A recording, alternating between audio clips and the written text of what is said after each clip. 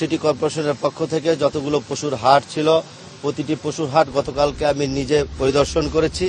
ইতিমধ্যে পশুর হাটগুলো অল্প সময়ের মধ্যেই সব জায়গায় কার্যক্রম অব্যাহত আছে। যে ফ্রেমগুলো ছিল বাঁশের সেগুলি অলরেডি অনেকগুলো জায়গায় হয়ে গেছে, আর বাদবাকিগুলো অলরেডি কাজ চলমান আছে। আমরা আজকে পলিটেকনিক যেই মাঠে আমরা গরু পশুর হাটের জন্য ইজারা দিয়েছিলাম, ইজারাদার আমার পাশেই আছে।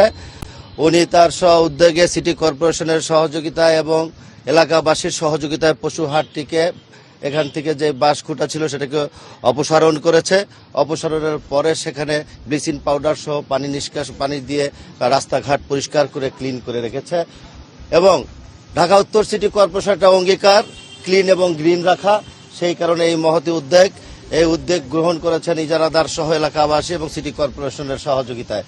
সেই কারণে আমরা পরিষ্কার করে এখানে সবুজায়ন করার জন্য আজকে মাঠ এবং মাঠের আশেপাশে এবং শিল্পাঞ্চল থানার আওতাধীন যত খালি জায়গাগুলো আছে সেখানে আমরা পর্যায়ক্রমে বৃক্ষরোপণ করব। সেই বৃক্ষরোপণটি মাননীয় প্রধানমন্ত্রীর ঘোষণা অনুযায়ী ঢাকা উত্তর সিটি কর্পোরেশনে 5 বছরে 5 লক্ষ বৃক্ষরোপণ করব, সেটারও একটা অংশ। এবং কোরবানি পরবর্তী সময়ে একটি ভালো উদ্যোগ যাতে মানুষ সাদরে গ্রহণ করে সেজন্য তাই এই উদ্যোগগুলো নেওয়া।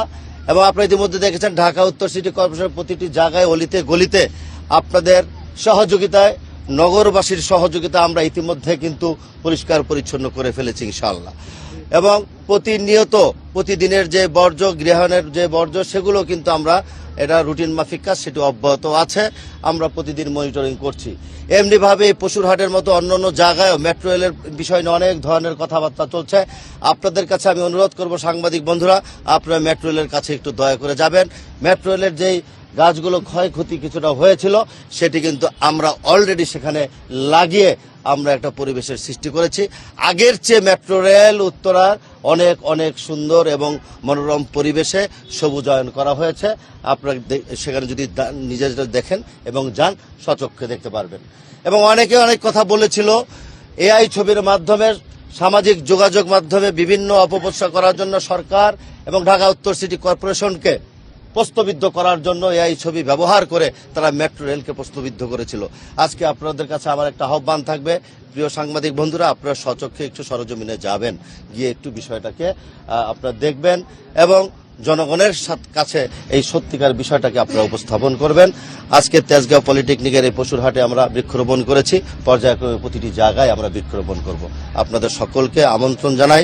এবং ঈদ পরবর্তী সময় এত কষ্ট করে সারাদিন সকাল থেকে পরিশ্রম করছেন, বিভিন্ন নগর উন্নয়নে এবং নগর পরিকল্পনা আমাদেরকে সহযোগিতা করছেন।